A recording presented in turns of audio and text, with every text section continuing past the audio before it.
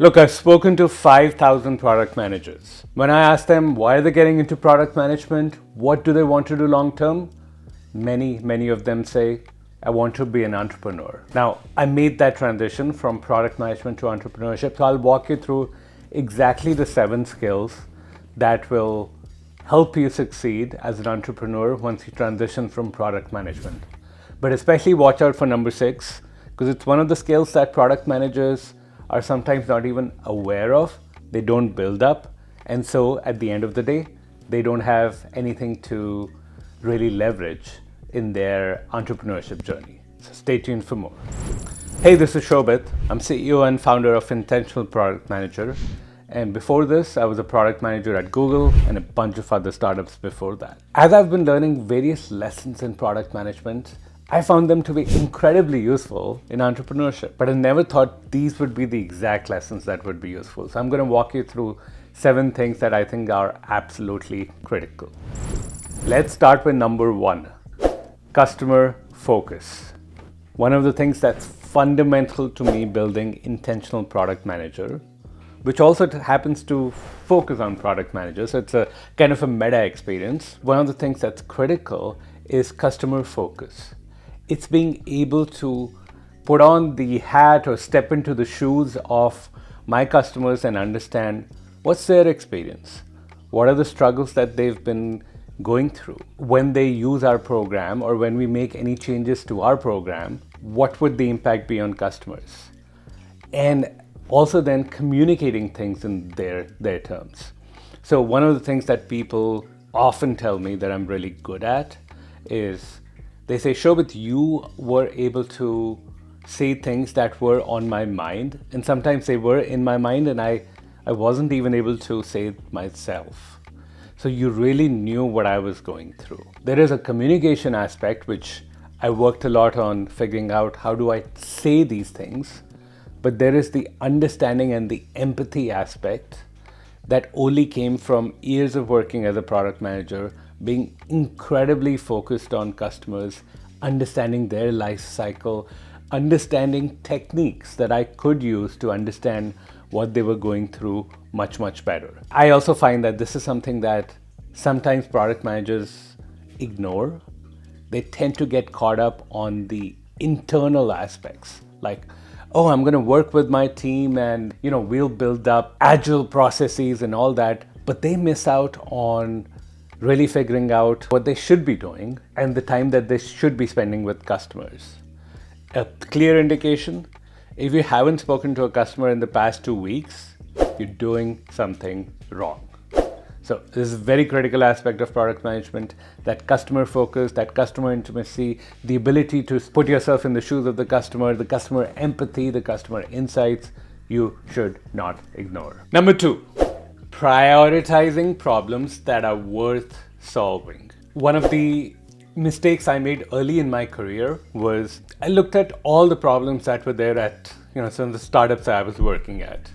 And if you are working at a startup, most of the times what's happening is you might feel like you're just one step away from absolute complete chaos. You're that. And that bit me quite a bit because I would look at all these problems, I would accumulate those in my mind, and at the end of the day, I was like, oh shit, like everything's gonna fall, nothing's gonna work, I should just move on to a different company, or worse still, I need to fix every single thing, and I won't be happy until everything's perfect. What I realized over time is there is limited capacity that I have to fix these problems, and there's only some that are absolutely crucial to solve right now. So that skill of prioritizing what are the problems to be solved right now and which ones we can afford to live with was crucial to my success as a product manager and to even just my sanity as a product manager. As an entrepreneur, you can imagine, right? Like you are responsible for everything. Not enough sales, your problem. Not in marketing's not generating enough leads, your problem. Product not doing well, your problem. Customers unhappy, your problem. People not paying their bills, your problem. Your employee leaves, your problem. It's all your problem. But which ones do you solve?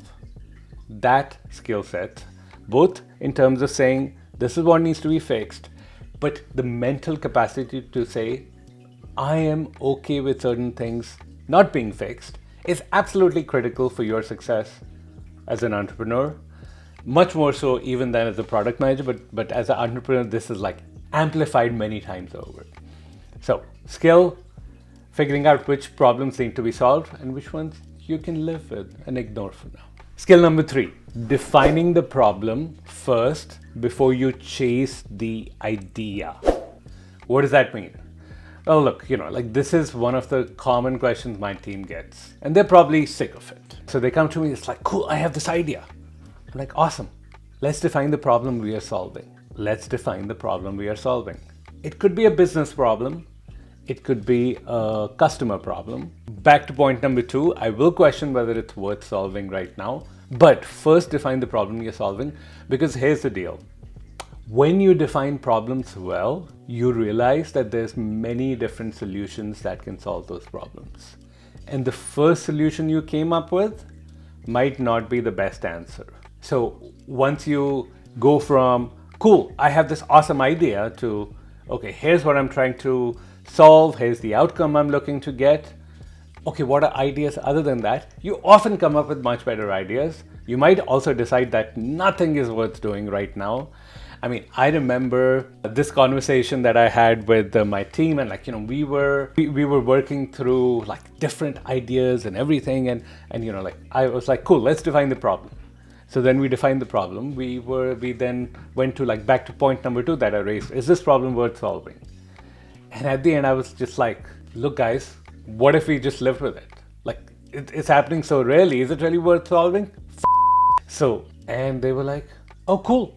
Let's do that. Let's live with it. And everybody left super energized, and that empowered the team. So your ability to define the problem deeply, back to point number 2, know whether it's worth solving, is really going to help you tremendously as an entrepreneur. Number 4, deep work blocks. Paul Graham wrote an amazing article. I'll link it in the description.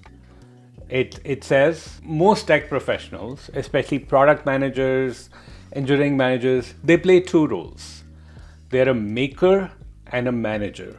What does that mean? Maker is someone who needs focused time to get work done, deep work. Manager is someone who can, be answering emails, routing things, just be able to chunk up their or divide their work in 5-minute increments and get a whole bunch of things done.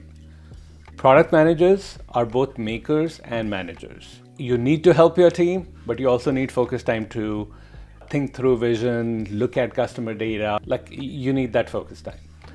What most people get into the trap of is most of the time is manager time, very limited maker time. Now, as a product manager, I learned how to set up my week and blocks in such a way such that I had enough maker time and I would not compromise on it. That same skill set as an entrepreneur, my focus times are absolutely critical.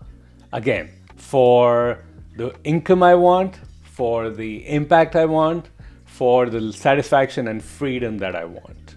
And I've built my team around me being able to spend some of that time in deep work so that I can contribute big picture as well as longer term to the company and not just be focused on what needs to get done right now.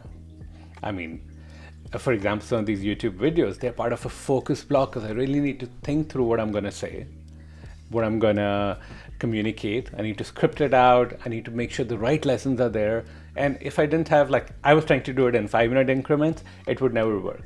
So your ability to do deep work is tremendously helpful in your ability or in your entrepreneurship journey, because this problem will only get worse over time and you'll end up being this extremely rushed, stressed entrepreneur who hates their life. If you're enjoying the content so far, be sure to hit the like and subscribe button because you'll see a lot more lessons then pop up on your screen which to do with product management and entrepreneurship and not just cats and the latest TV show. Number 5, the core currency of product management, influence. So critical. You have no authority. You need to influence your engineers, stakeholders, customers, everyone. It all relies on logical and emotional arguments. So, I mean, think of it like as an entrepreneur, you're influencing people to take a bet on something that is relatively unknown. I mean, at this point, we are basically the most successful product management career coaching group out there, bar none. And that's awesome. But that wasn't always the case. So I had to rely and even build up further my influence skills to when I knew that I could 100% help this person, not a shred of doubt, for them to invest with us, work with us. I had to influence people to join my team. Like all those things are there. And that continues today. Now it's easier in some sense, but that part is absolutely critical. And you'll experience and you'll build up this muscle. Like if you have any amount of success in product management, you would have built up this muscle. It's going to help you tremendously when you're an entrepreneur. Number 6. This is the one that product managers are not even focused on themselves. Understanding human motivation. It's different than influence because what people say and what they do are often very different things. And it's not because they want to lie to you, but it's just that when we say we're going to do something, it's our ideal self that we're thinking about. For example, this was a workshop I went to with somebody who loves to do UX research. I'll try to remember their name and also post a link to their profile. But they were like, cool, let's do 2 interviews. One is you ask someone, how many times did you go to the gym last week? How many times do you go to the gym every week? It's like, I go 4 times. Oh, awesome. How about last week? Oh, last week I could only go 2 times because of A, B, C reason. Okay, how about the week before? Oh, I didn't go at all. I was on vacation. Okay, how about the week before? It's like 3 times. And you find very soon that what they even tell you about their past is different than what actually happened because they're looking at it from the eyes of how they see themselves, not how they actually are. Same thing in the future. When I ask people, they're like, cool, I'm ready to make this change. I'm ready to do this. I'm going to focus 30 hours a week on this. What they end up doing is something much less. Sometimes better, sometimes worse. So it's critical to actually understand how human motivation works and what people will have done and what they likely will do versus what they say will do. This has become absolutely critical in us, shaping our program. Even a big part of our program is putting the mindset aspects to it right in play. And so that aspect is so critical because what we find is people often get in their own way, and it's because of the subconscious brain and they don't understand their beliefs. So they need to undo those beliefs. So back to it. Understanding human motivation is one of the most critical things that I learned as a product manager, and it serves me tremendously as an entrepreneur. Last but not least, number 7, strategic thinking. Strategic thinking is so underrated in entrepreneurship and often maybe underrated in product management. So you need to understand how to build a great vision, but I think more importantly, anybody can build a frou-frou statement of vision and mission and whatnot. Very few can back it up with a great strategy. Now, if you've read the book Good Strategy, Bad Strategy, or is it Bad Strategy, Good Strategy? One of those. One of the core things it says is a great strategy is rooted in action. It's rooted in understanding what will actually be the obstacles that will get in your way. And so it is very critical thinking. It's just not make shit up and hopefully it will work out.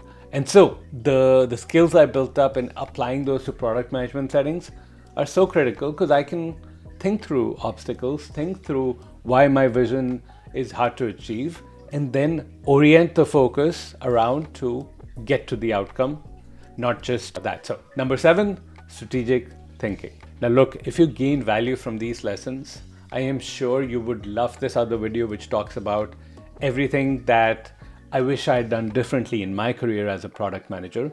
I'll leave a link to it and look forward to seeing you there.